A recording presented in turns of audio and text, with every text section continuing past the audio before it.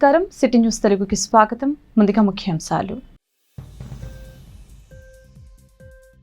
భారతదేశ ఐక్యత సమగ్రతకు జగద్గురువు రామానుజాచార్య ప్రేరణ. ఆయన బోధనలు ప్రపంచానికి దారి చూపిస్తాయన్న ప్రధానమంత్రి నరేంద్ర మోదీ.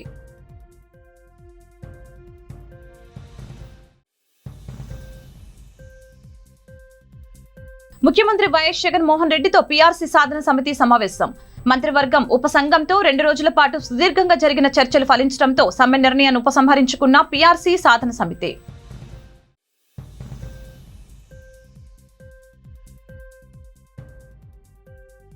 టిడ్కో ఇళ్లపై ఆంధ్రజ్యోతి తప్పుడు వార్తలు ఆరోపించిన పురపాలక శాఖ మంత్రి బొత్స సత్యనారాయణ.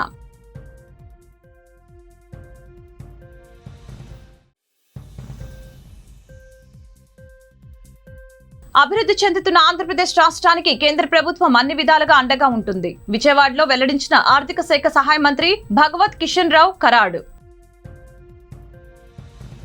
భారతదేశ ఐక్యత సమగ్రతకు జగద్గురువు రామానుజాచార్య ప్రేరణ అని ఆయన బోధనలు ప్రపంచానికి దారి చూపిస్తాయని ప్రధానమంత్రి నరేంద్ర మోదీ ఉద్ఘాటించారు.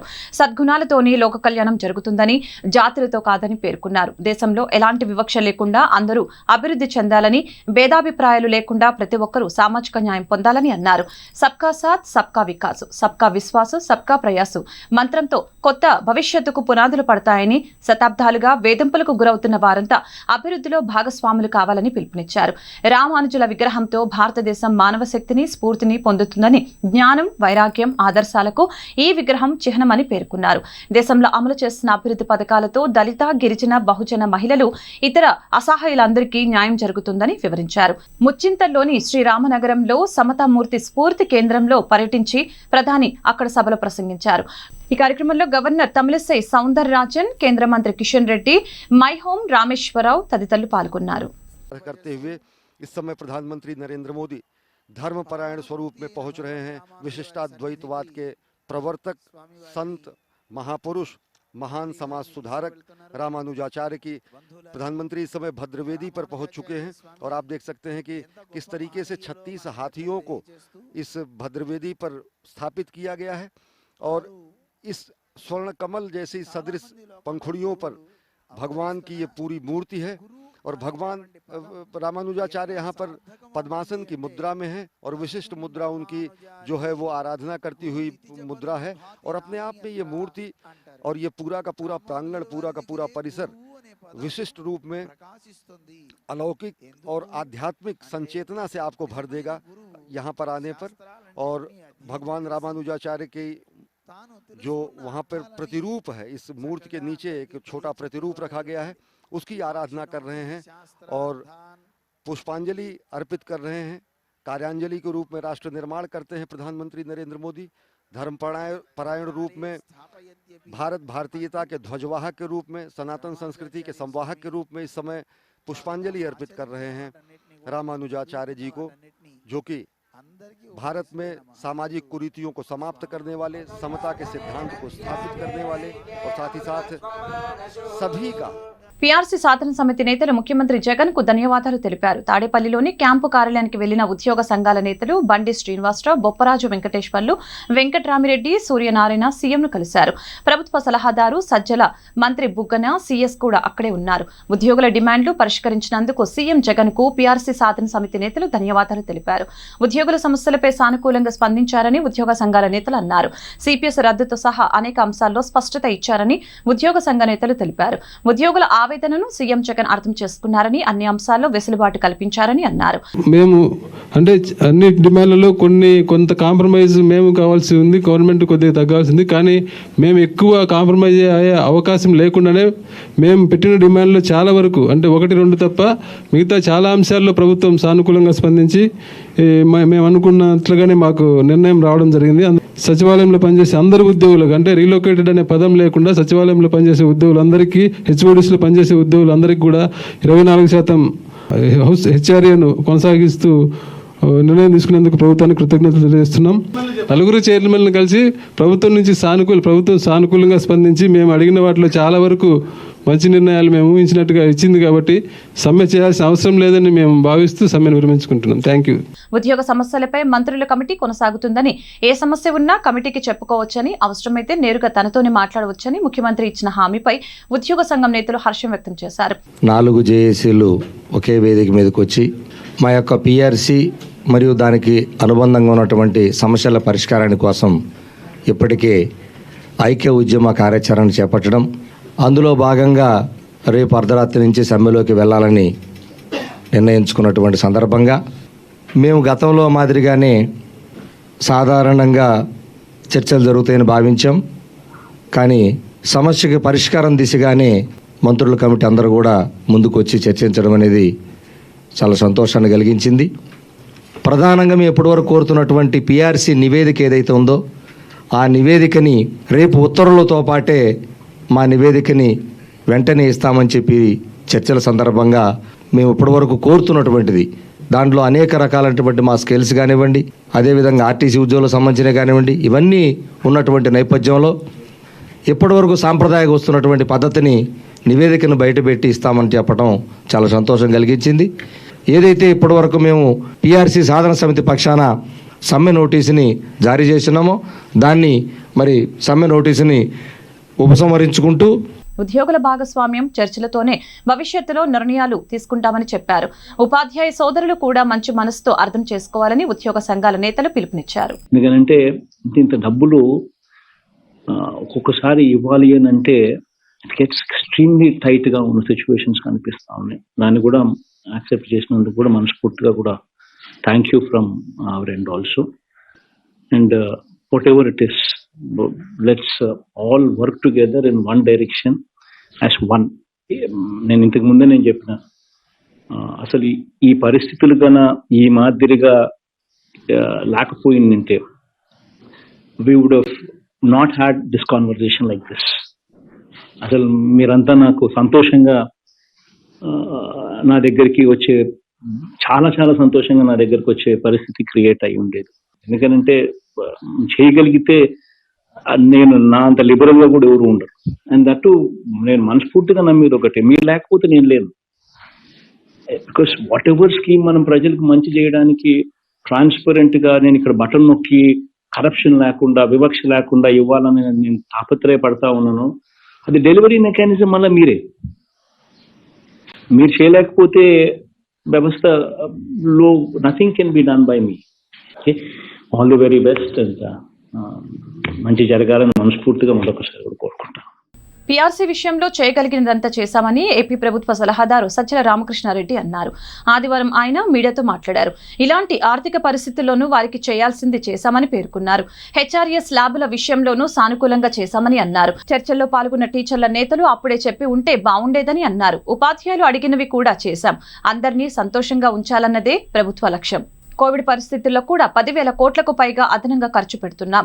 హెచ్ఆర్ఎస్ ల్యాబుల వల్ల 1,300 కోట్ల భారం. భవిష్యత్తులో ఉద్యోగులకు ఏ సమస్య వచ్చినా చర్చించడానికి సిద్ధం. మంత్రుల కమిటీకి ప్రభుత్వం కొనసాగిస్తోంది. మేం ఉద్యోగులను ఏనాడు ఇబ్బంది పెట్టలేదు. ఉన్నదానిలో ఉద్యోగులకు బెస్ట్ ప్యాకేజీ ఇచ్చాం. ఉద్యోగ సంఘాలు మంచిగా సహకరించాలి. ఈ రోజు సుదీర్ఘంగా చర్చలు జరిగిన విషయం ఉద్యోగ సంఘాల నాయకులకు ప్రభుత్వం తరఫున ఏర్పాటైన మంత్రుల కమిటీకి అందరూ గమనించారు. పిఆర్సీ ఏ నేపథ్యంలో ఈసారి 11th పిఆర్సీ ఉద్యోగులకు ఆశించినంతగా మెరుగైంది ఇచ్చినప్పటికీ ఆశించినంతగా వాళ్ళ ఎక్స్పెక్టేషన్స్ తగినంతగా లేనందువల్ల వాళ్ళు చెందిన ఆవేదన, అలాగే వాళ్ళ దీనికి సంబంధించిన అసంతృప్తి ఇవి గుర్తించిన తదనంతరం ఏవైతే ప్రతి అంశము రైజ్ చేసిన ప్రతి అంశం మీద లోతుగా చర్చించడం, అలాగే నిర్ణయాలు కూడా జరిగాయి. ఇవన్నీ అందరూ యాక్సెప్ట్ చేసి దానికి సంబంధించిన మినిట్స్ కూడా తయారయ్యాయి. అలాగే ఉన్నంతలో బెటర్ చేయడానికి ఎక్కడ ఇంతవరకు ప్రభుత్వం వైపు నుంచి ఉద్యోగులు కొంచెం అసంతృప్తి చెందినా, అది ప్రదర్శనలకు దారి తీసినా, ఇటువైపు నుంచి ఎలాంటి ఇది చేయకుండా సంయమనంతో వ్యవహరించడం కూడా జనరల్గా ఉద్యోగుల పట్ల ఈ ప్రభుత్వం అప్రోచ్ ఎలా ఉంది అనేది కూడా సూచిస్తుంది. దానివల్ల కూడా ఇది త్వరగా సాల్వ్ కావడానికి దోహదం చేసిందని నేను భావిస్తూ, సీఎం ఎన్ని స్కీములు పెట్టినా ఉద్యోగుల సహకారం అవసరం. ఉద్యోగులు విమర్శించినా మా వల్లే కదా అని అనుకున్నామని సజ్జల రామకృష్ణారెడ్డి అన్నారు. అలాగే హెచ్ఆర్ఏకు సంబంధించినంత వరకు గతంలో నిర్ణయించిన ఆఫీసర్స్ కమిటీ రిపోర్ట్ మేరకు ఏదైతే 8, 16, 24 పెట్టాము, దాన్ని ఇప్పుడు ఉద్యోగుల కోరిక మేరకు వాళ్ళు ఒక ప్రాతిపదిక తీసుకొని వీలైనంత వరకు బెటర్ ప్యాకేజీ వాళ్ళని తయారు చేసిన దాని ప్రకారం 50,000 జనాభా కంటే తక్కువ ఉన్నది కనుక 10%, 11,000 సీలింగ్ పెట్టి దానికి, అలాగే 50,000 నుంచి 2 లక్షల వరకు 12%, 13,000 సీలింగ్తో, 13,000 రూపాయల సీలింగ్తో, 2 లక్షల నుంచి 50 లక్షల వరకు 16%, 17,000 రూపాయల సీలింగ్తో, మ్యాక్సిమం సీలింగ్తో. ఈ 13 జిల్లాలకు సంబంధించిన ఇవి కూడా హెడ్ క్వార్టర్స్, జిల్లా హెడ్ క్వార్టర్స్ ఈ 16% దీంట్లో వచ్చే రకంగా కూడా ఒప్పందం జరిగింది. దాన్ని అంగీకరించడం జరిగింది కమిటీ. టిట్కో ఇళ్లపై ఆంధ్రజ్యోతి పత్రిక తప్పుడు వార్తలు వండి వారుస్తోందని పురపాలక శాఖ మంత్రి బొత్స సత్యనారాయణ ఆరోపించారు. తాడేపల్లిలోని సీఎం క్యాంపు కార్యాలయంలో మీడియా పాయింట్ వద్ద శనివారం ఆయన మాట్లాడారు. సమాచారం కావాలంటే ప్రభుత్వ అధికారులను మంత్రిగా తననైనా వివరణ అడిగి రాయాలన్న కనీస సాంప్రదాయాన్ని పాటించకుండా ఇష్టం వచ్చినట్లు అసత్యాలతో కూడిన వార్తలను రాయటం మంచి పద్ధతి కాదని అన్నారు. పత్రికా యాజమాన్య ఉద్దేశాలను, దురుద్దేశాలను టిట్కో ఇళ్లపై రుద్ది అబద్ధపు వార్తలు రాయటం సరికాదని మండిపడ్డారు. కొన్ని పత్రికలకి బదులు ఆంధ్రజ్యోతి పత్రికలో టిట్కో ఇంట్ల మీద అప్పు తీసుకు 7,000 కోట్లు 4,000 కోట్లు అప్పు తీసుకు మొన్న రాశారు, మళ్ళీ ఇవాళ రాశారు. దానికి సంబంధించిన మంత్రిగా నేను ఆ పత్రికని ఎవరైతే ఈ న్యూస్ని ఫీడ్ చేస్తున్నారో ఆ పత్రికా సోదరుడికి అలాగే యాజమాన్యానికి నేను తెలియజేస్తుంది ఏంటంటే, వాస్తవాలు తెలుసుకొని ఏదైనా రాయాలి. లేదు మీకు ఏదైనా అంబిగ్యూటీ ఉండి మీకు ఏదైనా సమాచారం కావాల్సి వస్తే ప్రత్యక్షంగా దాని సంబంధ మంత్రిగా ఉన్నాను, నన్ను వచ్చి అడిగి దాని వివరణ కూడా దాన్ని రాయడం అనేది ఒక సాంప్రదాయం. అది అలా రాయండి, అంతేగాని ఊరికినే మీ ఉద్దేశాలని మీకున్న దురుద్దేశాలని రుద్ది రాయడం అనేది అది సమంజసం కాదని మనం చేస్తున్నాం. ప్రముఖ గాయని, భారతరత్న పురస్కార గ్రహీత గాన కోకిల లతా మంగేష్కర్ కన్నుమూశారు. వివాదాలకు అతీతంగా అభిమానులకు సమీపంగా ఉండే మహోన్నత వ్యక్తిత్వం కలిగిన ఆమె మరణంతో సంగీతాభిమానులు శోక సముద్రంలో మునిగిపోయారు. లతా మంగేష్కర్ మరణంతో కేంద్ర ప్రభుత్వం 2 రోజుల పాటు జాతీయ సంతాప దినాలు ప్రకటించారు. లతా మంగేష్కర్ మృతి సంగీత ప్రపంచానికి తీరని లోటని గవర్నర్ బిశ్వభూషణ్ హరిచందన్ అన్నారు. Lata Mangeshkar queen of melody, nightingale of ఇండియాగా ప్రసిద్ధి చెందారని గవర్నర్ కొనియాడారు. సంగీత ప్రపంచానికి ఆమె చేసిన కృషిని భవిష్యత్తు తరాలు గుర్తుంచుకుంటాయని అన్నారు. లతా మంగేష్కర్ కుటుంబ సభ్యులకు ప్రగాఢ సానుభూతి తెలిపారు. లతా మంగేష్కర్ మృతి పట్ల సీఎం జగన్ సంతాపం తెలిపారు. లత మధుర స్వరం నిత్యం ప్రతిధ్వనిస్తూనే ఉంటుందని ఆయన పేర్కొన్నారు. ఆమె ఆత్మకు శాంతి చేకూరాలని భగవంతుని ప్రార్థిస్తున్నానని అన్నారు. అభివృద్ధి చెందుతున్న ఆంధ్రప్రదేశ్ రాష్ట్రానికి కేంద్ర ప్రభుత్వం అన్ని విధాల అండగా నిలుస్తోందని ఆర్థిక శాఖ సహాయ మంత్రి భగవత్ కిషన్ రావు కరాడు తెలిపారు. కేంద్ర బడ్జెట్ ప్రయోజనాలు, ఆకాంక్షలను ప్రజలకు వివరించేందుకు దేశవ్యాప్తంగా కేంద్ర మంత్రుల పర్యటన చేపట్టారు. ఈ పర్యటనలో భాగంగా కేంద్ర ఆర్థిక శాఖ సహాయ మంత్రి భగవత్ కిషన్ రావు కడారు తొలిసారి విజయవాడకు వచ్చారు. ఆంధ్రప్రదేశ్కు అవసరమైన ఆర్థిక సహాయాన్ని అందించేందుకు కేంద్రం ప్రత్యేక శ్రద్ధ చూపుతోందని చెప్పారు. బెజవాడలో ఏర్పాటు చేసిన మీడియా సమావేశంలో ఆయన మాట్లాడారు.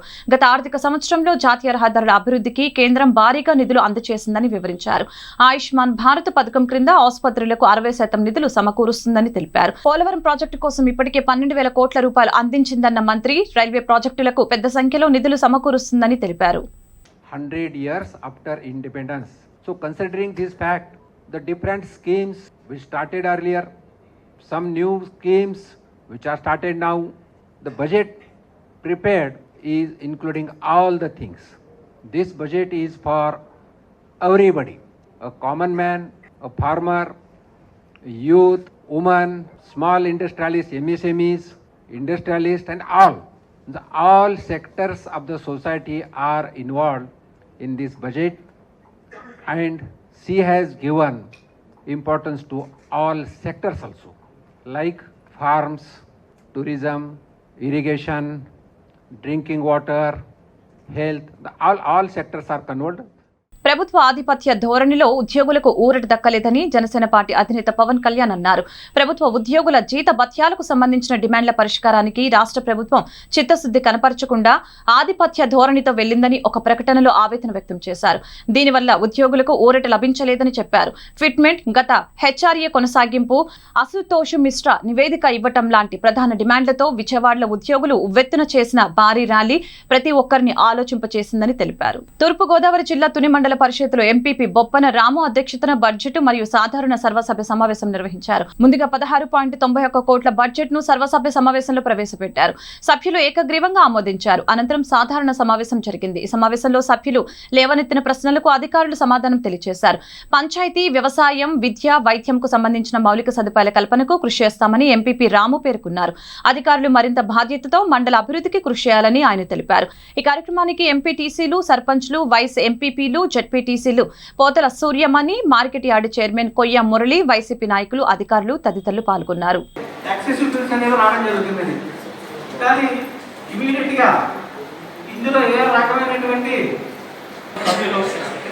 ఒక్కొక్క నిమిషం పాటు క్లుప్తంగా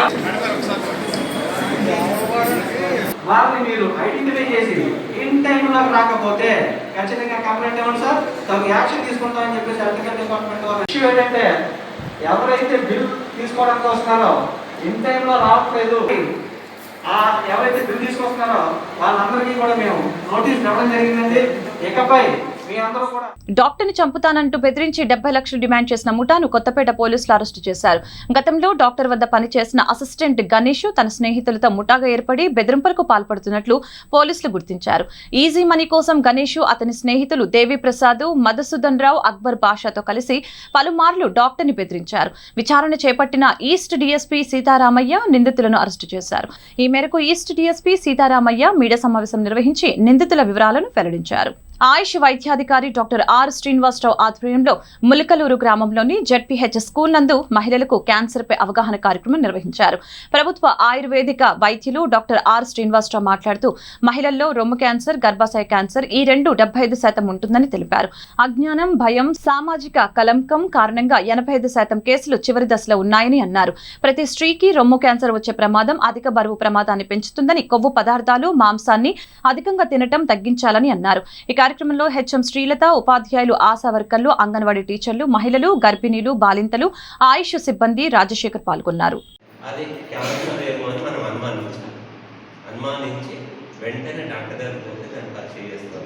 ఇదంతా నివారించుకోవడానికి మనం ఏం చేయాలంటే పెళ్లి కాకముందు, పెళ్లి కాగానే హెచ్పివి అనేది ఒక హ్యూమన్ ప్యాపిలో వైరస్ అనేది ఒకటి ఉంటుంది.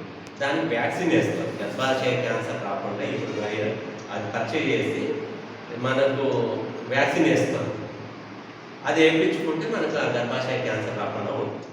గుంటూరు జిల్లా పెదకూరపాడు నియోజకవర్గ అమరావతి మండలం వైకుంఠపురం గ్రామంలో శ్రీ వెంకటేశ్వర స్వామివారి దేవస్థానంకు నూతనంగా నిర్మించనున్న ఘాట్ రోడ్డుకు పెదకూరపాడు శాసనసభ్యులు నంబూరు శంకర్రావు ఆదివారం శంకుస్థాపన చేశారు. దశాబ్దాల కాలంలో వైకుంఠపురం వెంకటేశ్వర స్వామివారి దేవస్థానంకు ఘాట్ రోడ్డు నిర్మాణం ప్రజల ఆకాంక్ష అని అన్నారు. ఈ మేరకు శాసనసభ్యులు శంకర్రావు పలుమార్లు జిల్లా కలెక్టర్, ఆర్ఎండ్బి, దేవాదాయ శాఖ అధికారులను సంప్రదించి ఘాట్ రోడ్డు నిర్మాణానికి అనుమతిని మంజూరు చేయించారు. స్వయంభుగా వైకుంఠపురం గ్రామంలో వెలసిన శ్రీ వెంకటేశ్వర స్వామి ఈ ప్రాంత వాసులకు ఇలవేల్పు. శ్రీ వెంకటేశ్వర స్వామి వారి దేవస్థానంకి ఘాట్ రోడ్డు నిర్మాణం పట్ల స్థానికులు, గ్రామస్తులు ఎమ్మెల్యే శంకర్రావుకు కృతజ్ఞతలు తెలిపారు.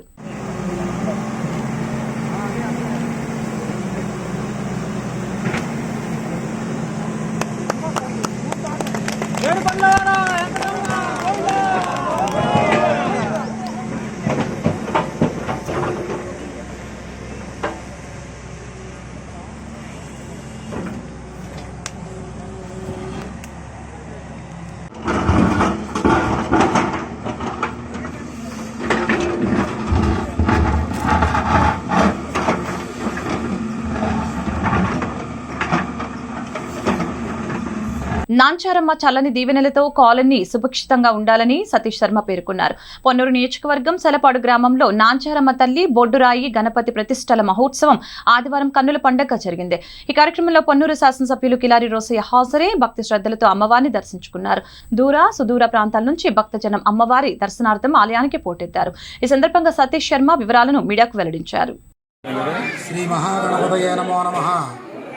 శ్రీ నాంచారమ్మ దేవతాయే నమో నమః, నాగారమ్మదేవియే నమః, తాత నాంచారమ్మదేవియే నమః, శ్రీ సీతలాంబాదేవియే నమో నమః, శ్రీ పోతురాజస్వామియే నమో నమః. మా సెరపాడు గ్రామంలో యుగ యుగముల నుంచి జనుల్ని సంరక్షిస్తూ ఆయురారోగ్యములను ఇస్తూ లోక కళ్యాణ పరంపరాభివృద్ధిగా అమ్మవారు నాంచారమ్మ తల్లి రక్షిస్తూ సర్వశత్రువులను వినాశనం చేస్తూ సర్వభూత శాకిని ఆకిని డాకిని దేవతలను గ్రామంలోకి రాకుండా రక్షింపజేస్తూ ఎల్లవేళలా కూడా తల్లి మా గ్రామాన్ని కాపాడుతూ లోక సంరక్షణగా లోక కళ్యాణంగా అంతా దేశాన్ని కూడా కాపాడుతూ వస్తూ ఉన్న ఆ నాంచారమ్మ తల్లి ప్రాణ ప్రతిష్టాపన మహోత్సవం ఈ రోజున జరుగుతూ ఉంది.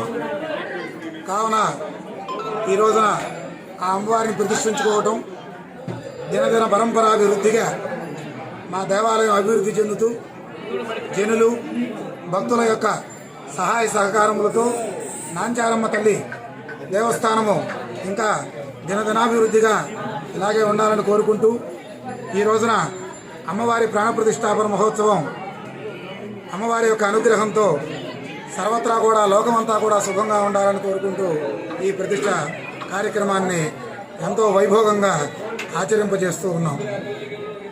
లోకం చల్లగా ఉండాలి, ఎల్లరూ కూడా చల్లగా ఉండాలి, గ్రామ వ్యాపార వ్యవసాయ పాడి పంట సస్య సమృద్ధులు నిండుగా ఉండాలనే సద్భావంతో బొడ్డురాయి సీతలాంబ అమ్మవారిని ప్రతిష్ఠించడం జరిగింది. ముందుగా తదనంతరం అమ్మవారి పాత నాంచారమ్మ తల్లి అట్లాగే సీతలాంబ పోతురాజస్వామి నాగారమ్మ దేవతల్ని ఇక్కడ ఈ ఆలయంలో ప్రతిష్ఠించడం జరిగింది. దీనికి అమ్మవారి మూలంగా పైనుంచి ఊర్ధ్వాది దేవతలు, ఇంద్రాది దేవతలు, గంధర్వాది దేవతలు, యక్ష కిన్నర కింపురుషాదులు అట్లాగే మహామునీంద్రులు సమస్త దేవతల యొక్క అనుగ్రహం కలగాలని కోరుకుంటూ పైన శిఖర ప్రతిష్టాపన చేయటం జరిగింది. ఇలాంటి ప్రతిష్టాపన ఎల్లప్పుడూ ఎల్లవేళలా కాపాడుతూ ఉండటం కోసం బలిపీఠము ఇవన్నీ కూడా చేయటం జరిగింది. కావున ఈ ప్రతిష్టాపన మహోత్సవానికి భక్త మహాశైలందరూ కూడా విచ్చేసి అమ్మవారిని కాసేపు ఆగితే అమ్మవారి దర్శనము, గోదర్శనము, అలాగే దిష్టికుంభ దర్శనము ఇవన్నీ కూడా జరుగుతాయి. తదనంతరం అమ్మవారి దర్శనం కోసం జనులందరికీ కూడా తెలియజేస్తాం. అందరూ దర్శించుకొని ఆ అమ్మవారి తీర్థ ప్రసాదం స్వీకరించి. వార్తలు ముగించే ముఖ్యాంశాలు మరొకసారి. భారతదేశ ఐక్యత సమగ్రతకు జగద్గురువు రామానుజాచార్య ప్రేరణ. ఆయన బోధనలు ప్రపంచానికి దారి చూపిస్తాయన్న ప్రధానమంత్రి నరేంద్ర మోదీ.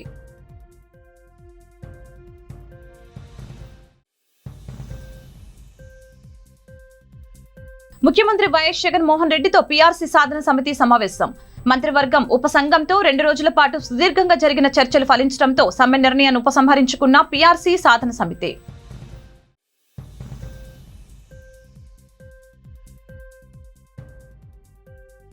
టిట్కో ఇళ్లపై ఆంధ్రజ్యోతి తప్పుడు వార్తలు ఆరోపించిన పురపాలక శాఖ మంత్రి బొత్స సత్యనారాయణ.